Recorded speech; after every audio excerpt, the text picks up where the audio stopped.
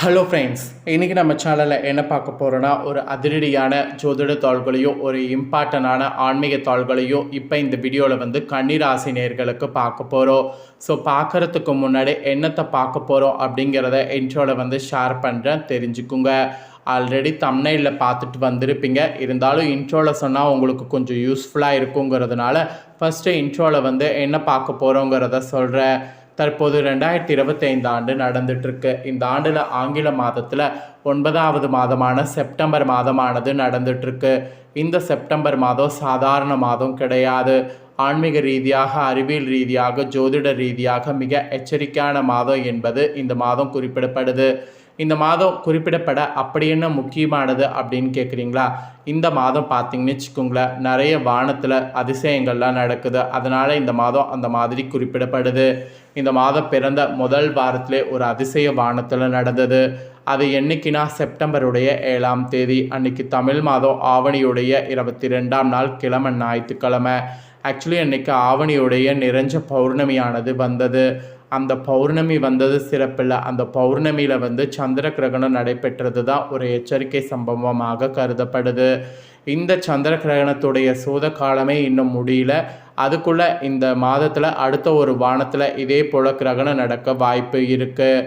அது என்றைக்கின்னு பார்த்திங்கன்னா செப்டம்பர் 21ஆம் தேதி அன்னைக்கு தமிழ் மாதம் 6வது மாதமான புரட்டாசியுடைய 5ஆம் நாள் கிழமை ஞாயிற்றுக்கிழமை. அன்னைக்கு புரட்டாசியில் மகாலபட்சம் நிறைஞ்ச அமாவாசை.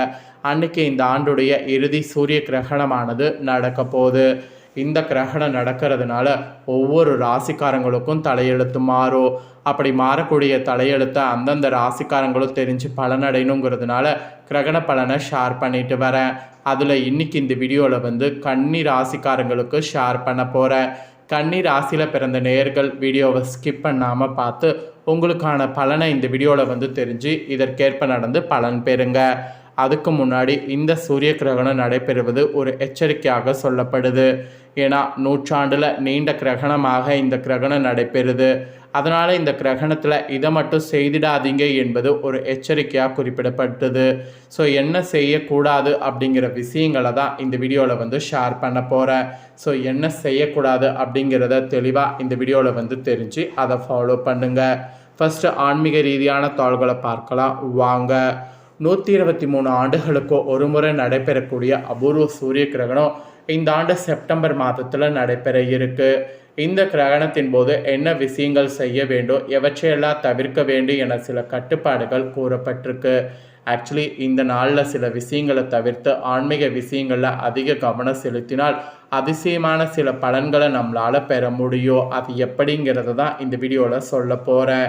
ஸோ அதை தெளிவாக இந்த வீடியோவில் கன்னி ராசிக்காரங்க தெரிஞ்சுக்குங்க. ஸோ தெரிஞ்சு அதை கண்டிப்பாக பார்த்தீங்கன்னு வச்சுக்கோங்களேன், இந்த கிரகணத்தில் அப்போ நீங்கள் ஃபாலோ பண்ணுங்கள். ஆக்சுவலி கிரகணங்கிறது ஒரு வருடத்திற்கு 5 அல்லது 6 முறை நிகழக்கூடிய ஒரு வானிய நிகழ்வாகும்.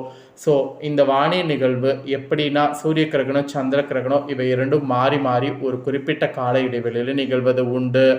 ஆனால் ஆன்மீக ரீதியாக கிரகணத்திற்கு மிகவும் முக்கியத்துவம் இருக்குது. கிரகண நேரத்தில் சில காரியங்கள் செய்யக்கூடாது என்ற கட்டுப்பாடுகள் இருக்குது.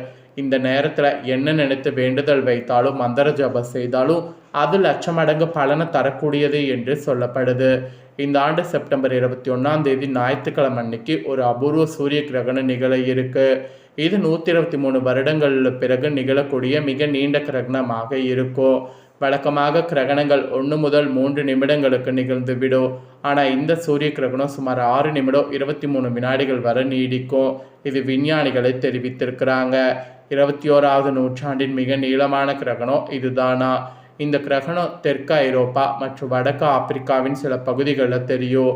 இந்த கிரகணம் மெரோக்கா, அல்ஜீரியா, துனிஷியா, லிபியா, எகிப்து, சூடான், சவுதி அரேபியா, ஏமன் மற்றும் சொமாலியா போன்ற நாடுகளில் தெரியும். தெற்கு ஐரோப்பா மற்றும் வடக்கு ஆப்பிரிக்காவின் சில பகுதிகளில் கூட இந்த கிரகணம் தெரியும். ஆக்சுவலி 6 நிமிடங்கள் 23 வினாடிகள் நிகழ இருக்கக்கூடிய இந்த சூரிய கிரகணம் இந்திய நேரப்படி செப்டம்பர் 21ஆம் தேதி இரவு 10:59 மணிக்கு ஸ்டார்ட் ஆகி செப்டம்பர் 22ஆம் தேதி பார்த்திங்கன்னு அதிகாலை 3:49 வரைக்கும் நிகழ இருக்கு. இதற்கு முன் 1991ஆவது ஆண்டில் இது போன்ற நீண்ட சூரிய கிரகணம் நிகழ்ந்தது. இதற்கு பிறகு மீண்டும் 2114வது ஆண்டு தான் இப்படி ஒரு கிரகணம் நிகழும். ஸோ இந்தியாவில் இந்த கிரகணத்தை வந்து பார்க்க முடியாது இரவு நேரத்தில் நடக்கிறதுனால. ஸோ இந்த சூரிய கிரகணத்தின் போது செய்ய வேண்டியதும் செய்யக்கூடாதவையும் சில விஷயங்கள் இருக்குது. அது என்னங்கிறத உங்கள் ராசிக்கு சொல்கிறேன். அதை இந்த வீடியோவில் தெரிந்து கொள்ள அதை அப்படியே வந்து ஃபாலோ பண்ணுங்கள். ஃபஸ்ட்டு கிரகணத்தின் போது செய்ய வேண்டியதை சொல்கிறேன். தியானம் மற்றும் மந்திரங்கள் ஜெபிக்கணும். கிரகண நேரத்தில் ஆன்மீக சக்தி அதிகரிக்க இது வந்து பண்ணணும். தியானம் செய்வது மந்திரங்கள் ஜெபிப்பதன் மூலிமா அது நடக்கும். அப்புறம் 2வது மௌனம் காக்கணும். கிரகணத்தின் போது மௌனம் காப்பது மன தெளிவை அதிகரிக்கும். அப்புறம் 3வது பார்த்திங்கன்னு வச்சுக்கோங்களேன், கிரகணத்தின் போது வந்து ஜபம் செய்யணும். பிரார்த்தனை மற்றும் மந்திரங்களை திரும்ப சொல்லுதல் போன்ற செயல்களில் ஈடுபடணும். ஆக்சுவலி வீட்டில் விளக்கேற்றி இறைவனை வழிபட்டு இந்த மாதிரி பண்ணுறதுனால ரொம்ப நல்லது. ஸோ இது 3 செய்ய வேண்டிய விஷயங்கள் என்று சொல்லப்பட்டிருக்கு. அப்புறம் செய்யக்கூடாத விஷயங்கள் உங்கள் ராசிக்கு சொல்லப்பட்டிருக்கு. அது என்னங்கிறத சொல்கிறேன், அதையும் தெரிஞ்சுக்குங்க. இந்த கிரகண நாளில் சுபகாரியங்கள் செய்ய வேண்டாம். மெயினாக திருமணம், புதுமனை புகுவிழா போன்ற சுபகாரியங்கள் இந்த நேரத்தில் செய்யக்கூடாது. அப்புறம் 2வது தூங்க வேண்டாம். கிரகணத்தின் போது தூங்குவது ஆன்மீக ரீதியாக நல்லதல்ல. ஸோ அதனால் அதை செய்யக்கூடாது. அப்புறம் 3வது சிலைகளை தொட வேண்டாம். பல மரபுகளில் வந்து சிலைகள் மூடப்பட்டிருக்கும். கோவில்களும் கிரகணத்தின் போது மூடப்பட்டிருக்கும். அந்த சமயத்தில் கோவிலுக்கு வெளியில் இருக்கக்கூடிய சிலையோ அல்லது வீட்டில் இருக்கக்கூடிய சுவாமி சிலையோ தொடுவதை தவிர்க்க வேண்டும். அப்புறம் 4வது சாப்பிடக்கூடாது. கிரகண நேரத்தில் வெளியில் செல்வதையும் சாப்பிடுவதையும் தவிர்க்க வேண்டும். ஸோ இதெல்லாம் செய்யக்கூடாது என்பது குறிப்பிடப்படுது. 2025 ஆண்டு செப்டம்பர் 21 இந்த அபூர்வ சூரிய கிரகணம் நிகழ இருப்பதாக சமூக வலைத்தளங்களில் உலகம் முழுவதும் தாள்கள் பரவி வருது.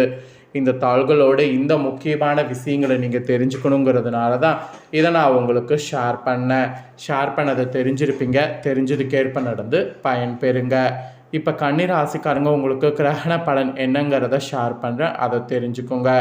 கன்னி ராசிக்காரங்க உத்திரம் 2, 3, 4 பாதம், அஸ்தம், சித்திரை 1, 2 பாதங்களில் பிறந்தவங்களுக்கு நான் சொல்லக்கூடிய கணிப்பு கரெக்டாக இருக்கும். அதனால் கன்னி ராசி இந்த நட்சத்திரத்தில் பிறந்தவங்க உங்களுக்கான பலனை தெளிவாக தெரிஞ்சுக்குங்க. அசத்தலான நடை உடை பாவனையோடு ஆடம்பரமாக வாழக்கூடிய கன்னிராசினருக்கு இந்த கிரகணத்திற்கு பிறகு புத்தி சாதுரியமும் அறிவுத்திறனும் அதிகரிக்கும். எதை செய்வது எதை விடுவது என்ற மனத்தடுமாற்றம் ஏற்பட்டு நீங்கும். அதில் மட்டும் கொஞ்சம் கவனமாக இருங்க. மெயினாக எதிர்பார்த்த பணவரவு உங்களுக்கு தாமதப்படும்.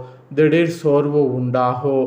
அடுத்தவரிடம் உங்களுடைய செயல் திட்டங்கள் பற்றி கூறுவதை தவிர்ப்பது நல்லது. உங்களுடைய செயல் திட்டங்களை மனதுக்குள்ளே வைத்துக்குங்க, அதுதான் வெற்றி தரும். அதனால் உங்கள் செயல் திட்டங்களை யார்கிட்டையும் ஷேர் பண்ண வேண்டாம். இது ஒரு எச்சரிக்கையாகவே இந்த கிரகணத்திற்கு பிறகு நீங்கள் வைத்துக்கொள்ளும். அதுக்கப்புறமேட்டு தொழில் வியாபாரத்தில் இருக்கக்கூடிய உங்களுக்கு அவசரமான முடிவுகள் எடுப்பதை தவிர்ப்பது நல்லது. மெயினாக பேச்சாற்றல் மூலம் தொழில் லாபமானது கூடும். போட்டிகளை தவிர்க்க துணிச்சலான முடிவுகள் எடுக்க நினைக்கணும். தொழிலில் இந்த மாதிரி தான் இருக்கணும். அப்புறம் உத்தியோகத்தில் மேல் அதிகாரிகள் கூறுவதை கேட்டு தடுமாற்றம் அடையலாம். ஸோ அதனால் நிதானமாக யோசித்து ஒவ்வொரு காரியம் செய்வது நல்லது. பணவரவு உங்களுக்கு திருப்தி தரும். அதுக்கப்புறம் குடும்பத்தில் நடைபெறக்கூடிய சில விஷயங்கள் உங்கள் கோபத்தை தூண்டலாம். எனவே வீண் வாக்குவாதங்களில் ஈடுபடாமல் மிகவும் கவனமாக பேசுவதன் மூலம் நன்மை உண்டாகும். அப்புறம் வீட்டுக்கு தேவையான பொருட்களை வாங்குவதில் இன்ட்ரெஸ்ட் காட்டணும். உறவினர்கள் மத்தியில் இருந்த பழைய பகைகள் மாறும். இதெல்லாம் ஸ்பெஷலாக இந்த கிரகணத்திற்கு பிறகு நடக்கும். பெண்களுக்கு எந்த ஒரு காரியத்தை செய்யறதுக்கு முன்பு அதை எப்படி செய்வது என்ற மனத்தடுமாற்றம் ஏற்பட்டு நீங்கும். ஸோ அப்போ அவசர முடிவுகள் தவிர்ப்பது நன்மை தரும். மாணவர்களுக்கு கூட எதிர்கால கல்வி பற்றிய முக்கிய முடிவுகள் எடுக்க நினைக்கணும். அடுத்தவர் யோசனைகள் கேட்டு தடுமாற்றம் அடையாமல் இருப்பது நல்லது. ஸோ இதெல்லாம் தான் உங்களுக்கு ஒரு எச்சரிக்கையாக சொல்லப்பட்டிருக்கு. நீங்கள் கிரகண தோஷம் நீங்கள் பண்ண வேண்டிய பரிகாரம் என்னென்னா, துர்க்கை அம்மனை ராகு காலத்தில் அர்ச்சனை செய்து வழிபடுவது. எல்லா பிரச்சனைகளும் தீர்க்கும், எதிர்ப்புகள் அகலும். அதனால் இந்த ஒரு பரிகாரத்தை மட்டும் மறக்காமல் கன்னி ராசிக்காரங்க செய்திடுங்க. ஸோ இந்த தகவல்களை நீங்கள் பார்த்தது போல் உங்கள் ஃப்ரெண்ட்ஸ் ஃபேமிலியில் இருக்கிறவங்க பார்த்து அவங்களும் பலனடையணும் அப்படின்னு நினச்சிங்கன்னா வீடியோ லைக் பண்ணி உங்கள் ஃப்ரெண்ட்ஸ் ஃபேமிலிக்கு ஷேர் பண்ணுங்கள். உங்கள் ஃப்ரெண்ட்ஸ் ஃபேமிலியில் இருக்கிறவங்களும் கன்னி ராசிக்காரங்கன்னா இதை பார்த்து இதற்கேற்ப நடந்து பயன்பெறட்டும். இதே போல் புதிய தகவல்களை தெரிந்து கொள்ள நம்ம சேனலை சப்ஸ்கிரைப் பண்ணலைன்னா சப்ஸ்கிரைப் பண்ணி பெல் பண்ண ப்ரெஸ் பண்ணுங்கள். ஃபஸ்ட் டைம் பார்க்குறவங்க அதை நீங்கள் பண்ணிட்டீங்கன்னா இனி நான் போகிற மற்ற அப்டேட்டான எல்லா வீடியோஸும் உடனுக்குடனே தெரிந்து கொள்ளலாம். ஸோ மறக்காமல் பண்ணுங்கள். நெக்ஸ்ட்டு இதே போல் சுவாரஸ்யமாக வேறொரு புதிய வீடியோவில் வந்து உங்களை சந்திக்கிறேன். நன்றி.